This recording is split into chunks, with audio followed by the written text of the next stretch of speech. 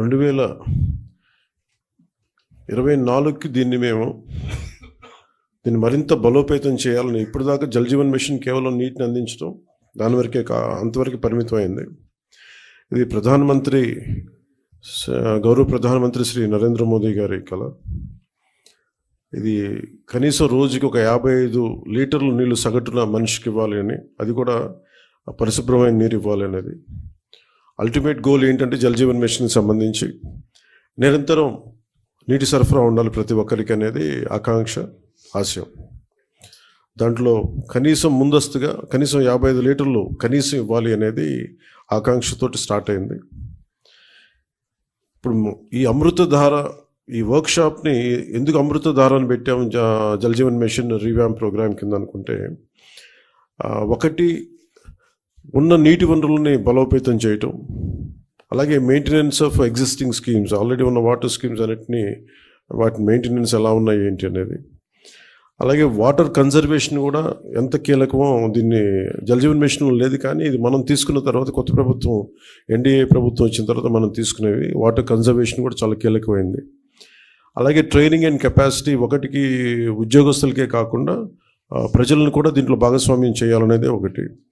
అలాగే దీంట్లో ఈ ఐటీ సిస్టమ్స్ ద్వారా దీన్ని మనం స్ట్రీమ్లైన్ ఆపరేట్ చేసే విధానం, అలాగే గ్రీవెన్స్ రిడ్రెసల్, ఏమైతే నీటి సరఫరాలు ఇబ్బందులు ఏమున్నాయో రిపీటెడ్గా వచ్చే అవుట్ ఆఫ్ మెయింటెనెన్స్, వాటికి కూడా ఒక విధి విధానాలను రూపొందించడం, అది దీనికి సంబంధించి ఈ అమృతధార సంబంధించి ఒకసారి చెప్పుకున్న మనం రిపీటెడ్గా ఉంటుందని. కానీ బట్ కనీసం ఒక్కరోజు 1 గంట నీళ్లు తాగకపోయినా, ఒక పూట నీళ్లు తాగకపోయినా దాని కష్టం ఎంత ఉంటుందో మనందరికీ తెలిసిందే.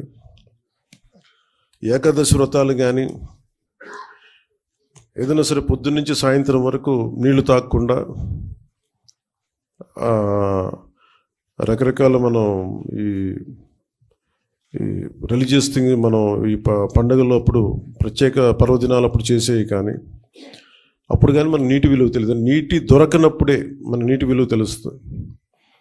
నాకు ప్రత్యేకించి నేను పిఆర్ మినిస్ట్రీ తీసుకున్న తర్వాత వాటర్ కన్జర్వేషన్ ఒకటి, నీటిని సరఫరా చేయటం ఒకటి, ఇవన్నీ నాకు చాలా ప్రత్యేకమైనవి, ఇష్టం నాకు.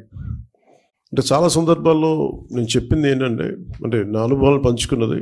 ఒకసారి యూఎస్లో కూడా హార్వర్డ్ యూనివర్సిటీకి వెళ్ళినప్పుడు కూడా అక్కడ స్పీచ్ ఇస్తూ ఉంటే ఒక కీనోట్ అడ్రస్లో అక్కడ నేను చెప్పింది, ఒక ఆదిలాబాద్లో ఒక తాండాలో జరిగిన సంఘటన ఒకటి చెప్పాను.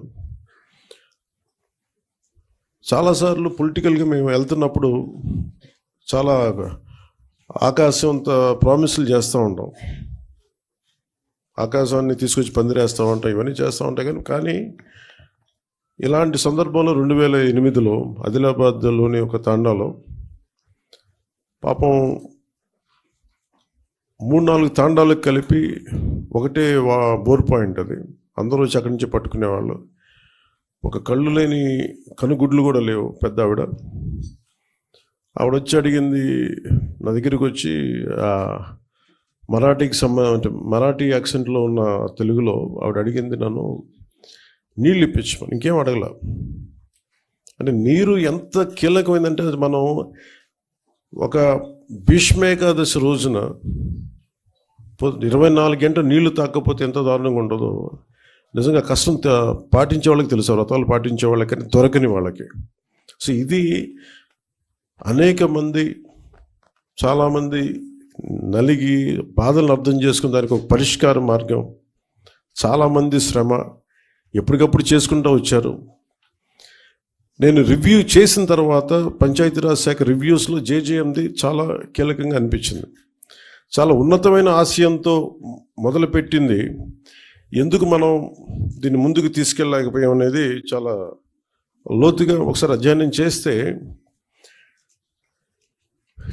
అసలు 2019లో కేరళ మన కేంద్ర ప్రభుత్వం దీనిని ప్రతి రాష్ట్రాలకి మీకు ఎంతెంత అవసరాలు ఉన్నాయని, మీ నీటి అవసరాలకి ఈ సగటు పర్ క్యాపిటల్ కన్సంప్షన్ ఎంత ఉంటుంది, దానికి ఎంత కావాలి మీకు డబ్బులను అడిగితే, ఉత్తరప్రదేశ్ 1.5 లక్షన్నర కోట్లు అడిగింది, మధ్యప్రదేశ్ 83,000 కోట్లు అడిగింది, గుజరాత్ 32,000 కోట్లు అడిగింది, కేరళ 45,000 కోట్లు అడిగింది. వీటన్నిటిలో కూడా మీరు కేరళని తీసుకుంటే మనకంటే చాలా చాలా చిన్న రాష్ట్రం, మనలో 4వ భాగం ఉంటుందేమో, 3వ భాగం కానీ. అలాంటి కేరళ 45,000 కోట్లు అడిగితే గత ప్రభుత్వం జల్ జీవన్ మిషన్కి వాళ్ళు అడిగింది 26,000 కోట్లు మాత్రం అడిగారు. 26,000 కోట్ల, ఇంకా ప్రిసైజ్గా చెప్పాలంటే 26,000 కోట్ల 823 26.8.3 crores 0.94 ఎగ్జాక్ట్గా అడిగింది. కానీ వాళ్ళు మంజూరు చేసింది 4,787.10 కోట్లు. ఇది కూడా దేనికి అని అంటే వీళ్ళు పూర్తిగా డబ్బులు ఇవ్వలేకపోయారు, స్టేట్ షేర్ ఇవ్వలేదు వీళ్ళు. దానివల్ల మనం పూర్తిగా అవైల్ చేసుకోలేకపోయాం, సద్వినియోగం చేసుకోలేకపోయాం. దాంట్లో కూడా మీరు వెళ్ళి చూస్తే బేసిక్గా జల్ జీవన్ మిషన్ మన కేంద్ర ప్రభుత్వం, మనం సిఆర్ పాటిల్ గారి దగ్గరికి వెళ్ళి నేను మాట్లాడితే వాళ్ళందరూ అడిగిందంటే మీ గత ప్రభుత్వం మీరు చేసినవన్నీ చాలా అబ్సర్డ్గా ఉన్నాయి, మేము అడిగింది ఏంటంటే పర్మనెంట్ అంటే ఒక సస్టైనబుల్ వాటర్ సోర్స్ నుంచి రావాలి. అంటే బేసిక్గా వాళ్ళు అడుగుతుంది ఏంటంటే మీకు రిజర్వాయర్ నుంచి నీళ్లు తీసుకుంటేనే ఇది ఇస్తుంది, మీరు పైప్ లైన్కి మేము ఇవ్వం, మీరు రిజర్వాయర్ నుంచి తీసుకొని మీరు అది ప్రజలకు ఇవ్వాలి, అంతేగాని గ్రౌండ్ వాటర్ నుంచి కాదు ఇదని చెప్తే. కానీ గత ప్రభుత్వం చేసిందంతా ఏంటంటే మన అడిగిన పర్పస్ ఏంటంటే కేంద్ర ప్రభుత్వం ప్రాజెక్ట్ ఇది రిజర్వాయర్ నుంచే తీసుకోమని చెప్పింది. కానీ గత ప్రభుత్వం ఈ 4,000 కోట్లకు కూడా, ఎందుకంటే మనం కొత్త ప్రభుత్వం వచ్చాక దాదాపు 700 కోట్లు మనం తీసుకున్నాం, మనం చేసిన మనం తీసుకున్నది. ఇప్పుడు జల్ జీవన్ మిషన్ కింద వాళ్ళు అడిగింది ఏంటంటే మనకున్న దాదాపు 38 మేజర్ సస్టైనబుల్ సోర్స్ రిజర్వాయర్స్ ఉన్నాయి మనకి, వాటికి సంబంధించి 95.44 ట్యాప్ కనెక్షన్స్కి 38 ఈ వాటర్ రిసోర్సెస్ నుంచి సస్టైనబుల్ వాటర్ రిసోర్స్ని తీసుకోమని ప్రతిపాదన ఉంది. కానీ గత ప్రభుత్వం ఏం చేసిందంటే 4,000 కోట్లు కూడా గ్రౌండ్ లెవెల్లో చూస్తే కంప్లీట్గా కేంద్ర ప్రభుత్వం నిబంధనలకు వ్యతిరేకంగా చేశారు. ఏదో 1-2 స్కీములు తప్ప మిగతావన్నీ కూడా, అంటే ముందు పైపులు కొనేశారు. ఫస్ట్ ఎక్కడైనా సరే మనం నీటిని ఎక్కడి నుంచి తెచ్చుకుంటాం అనేది గుర్తించడం మానేసి ముందు పైపులు వేసేసారు, అవసరమైతే ఒక బోర్ పాయింట్ తవ్వేశారు. అలా ఇచ్చేస్తే ఇక్కడ మీకు చూపించదలుచుకుంది ఈ ఈ 2 మ్యాప్స్ ఉన్నాయి ఇక్కడ. యాక్చువల్ జల్ జీవన్ మిషన్ తాలూకు ముఖ్య ఉద్దేశం ఇది. 38 సస్టైనబుల్ రిజర్వాయర్స్ నుంచి ఇది దీని మ్యాపింగ్ ఇలా ఉండాలి.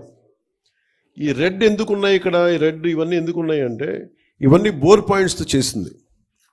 బోర్ పాయింట్స్ నిరంతర సరఫరా ఉన్నది, ఏదో ఒక 5 నెలలు రావచ్చు, లేదంటే వాటర్ చెరువులు బోర్లు ఎండిపోతే మళ్ళీ ఆగిపోతాయి. సో ఇట్లాగా వీళ్ళు 4,000 కోట్లు ఖర్చు పెట్టినా కానీ వాస్తవానికి అవేవి పనిచేసే పరిస్థితిలో లేవు. సో దిస్ ఇస్ 4,000 కోట్లు దుర్వినియోగం అయిపోయినట్టుగా మనం భావించవచ్చు.